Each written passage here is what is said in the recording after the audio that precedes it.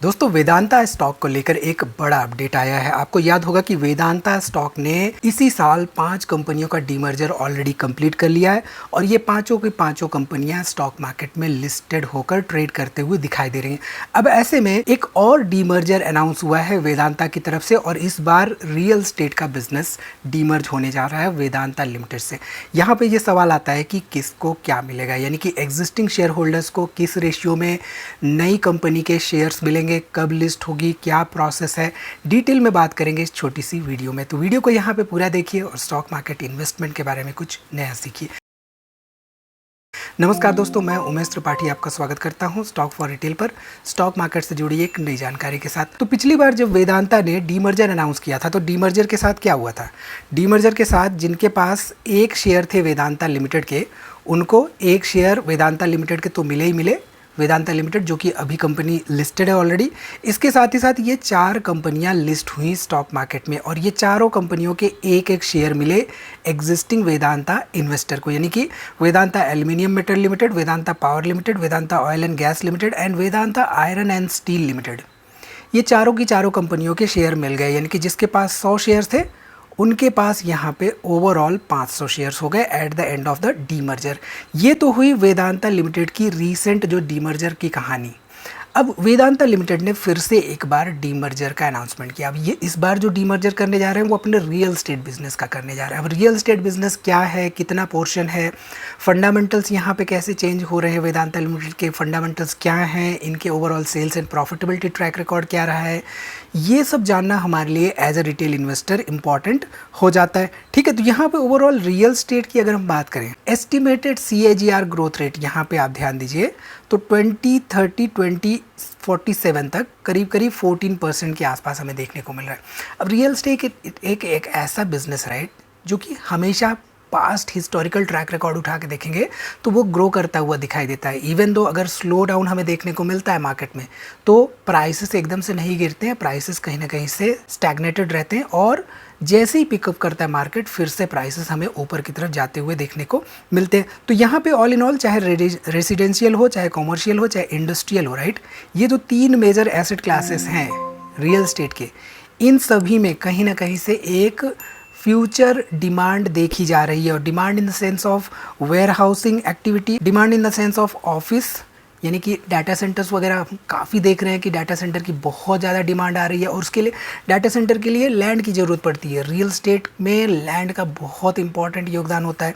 इसके साथ ही साथ रेजिडेंशियल हो गया, तो यहाँ पे रेजिडेंशियल हो गया, कॉमर्शियल हो गया और इंडस्ट्रियल हो गया, इन तीनों की बहुत ज़्यादा डिमांड हमें देखने को मिल रही है। ठीक है, इसके साथ ही साथ अगर हम वेदांता में ओवरऑल रियल एस्टेट का पोर्टफोलियो देखें तो यहाँ पे इनके पास करेंटली 22 एसेट्स के आसपास हैं एंड करीब करीब 2264 एकर्स के आसपास लैंड पार्सल्स हैं इनके पास and residential as well as office space units भी है इनके पास। महाराष्ट्र हो गया, गुजरात हो गया, गोवा हो गया, बेंगलुरु हो गया, तमिलनाडु हो गया, ये अक्रॉस डिफरेंट स्टेट्स हमें इनके ओवरऑल रियल एस्टेट पोर्टफोलियो देखने को मिल रहा है। इसके साथ ही साथ अगर हम यहाँ पे ध्यान दें तो रीजन जो इन्होंने बताया है, रीजन बिहाइंड डीमर्जर, यानी कि जो एग्जिस्टिंग बिजनेस है अभी वेदांता लिमिटेड है right, Vedanta limited already 4 different अलग अलग कंपनियों में डीमर्ज होके वो कंपनियां लिस्ट भी हो चुकी हैं। अब यहाँ पे वेदांता लिमिटेड का जो पार्ट है रियल एस्टेट वाला बिजनेस, इस रियल एस्टेट बिजनेस को भी ये डीमर्ज कर देंगे और ये भी एक नया शेयर बन जाएगा, एक नई एंटिटी बन जाएगी, स्टॉक मार्केट में लिस्टेड हो जाएगी।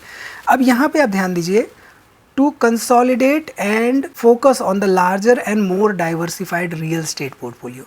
अब ये देख रहे हैं कि कहीं ना कहीं से डाटा सेंटर में स्कोप है, कॉमर्शियल हो गए प्रोजेक्ट्स या रेजिडेंशियल प्रोजेक्ट्स हो गए, कहीं ना कहीं से सभी में रियल एस्टेट में स्कोप देखने को मिल रहा है। तो क्यों ना उस पर्टिकुलर बिजनेस को अलग करके उस पर फोकस किया जाए।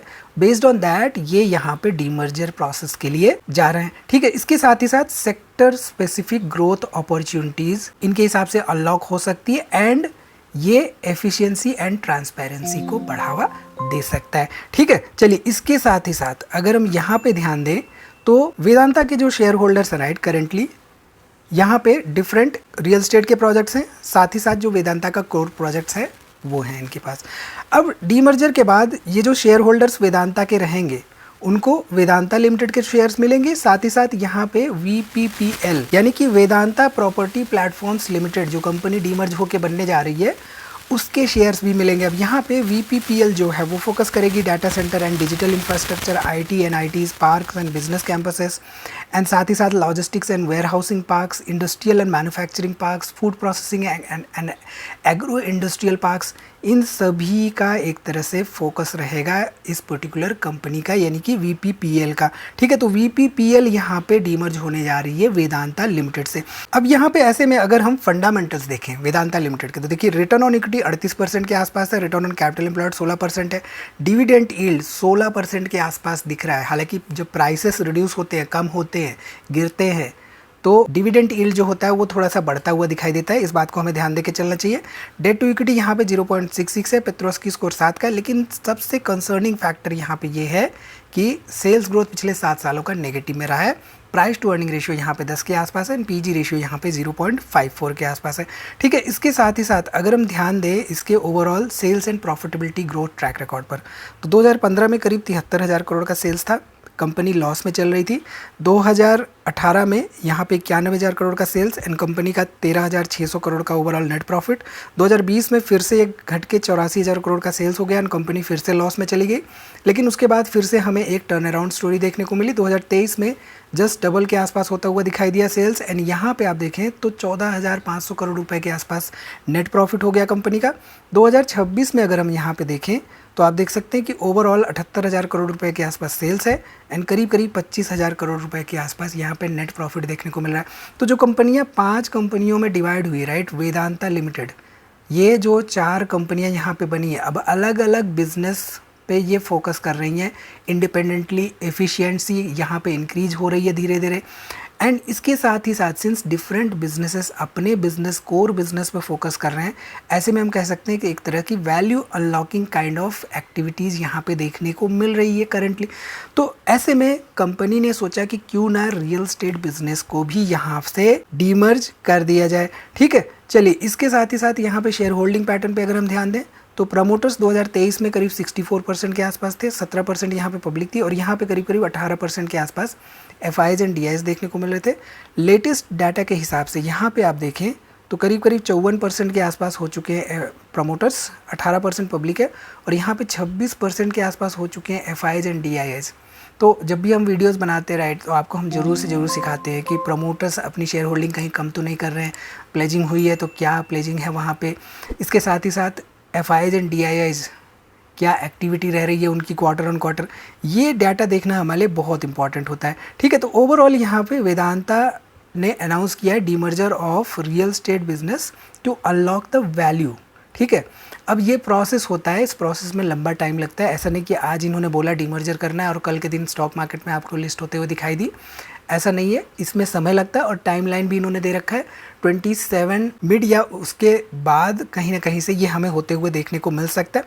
अब यहाँ पे आप ध्यान दीजिए तो मोस्ट इंपॉर्टेंट पॉइंट रेशियो, यानी कि किस रेशियो में एग्जिस्टिंग शेयर होल्डर को VPPL के शेयर्स मिलेंगे, ये सबसे इंपॉर्टेंट पॉइंट है यहाँ पे। पिछली बार हमने देखा था कि वेदांता लिमिटेड के जो 4 कंपनियाँ थी उन चारों में 1:1 की रेशियो का था, यानी कि जिसके पास वेदांता का एक शेयर था उसके पास चारों कंपनियों के एक एक शेयर आ गए। लेकिन यहाँ पे थोड़ा सा डिफरेंट है। यहाँ पे क्या है कि वेदांता लिमिटेड के 20 शेयर्स अगर किसी के पास रहेंगे तो VPPL के वहाँ पे केवल 1 शेयर मिलेगा। अब यहाँ पे सिंपल सा रेशियो जो है 1:20 का है। तो ये सबसे इम्पॉर्टेंट पॉइंट जो कि हमें ध्यान में देके चलना चाहिए डिसीजन मेकिंग करने से पहले। हालांकि अगर इन्वेस्टिंग किया है किसी ने ऑलरेडी, एग्जिस्टिंग शेयर होल्डर है, तो कुछ कर नहीं सकते, यहाँ पे 1:20 का ही रेशियो डिसाइड किया गया है। ठीक है, सो यहाँ पे किसको क्या मिलेगा, शेयर होल्डर्स यहाँ पे जो हैं एग्जिस्टिंग, जैसा कि हमने कहा वेदांता लिमिटेड का एक शेयर रहेगा उनके पास।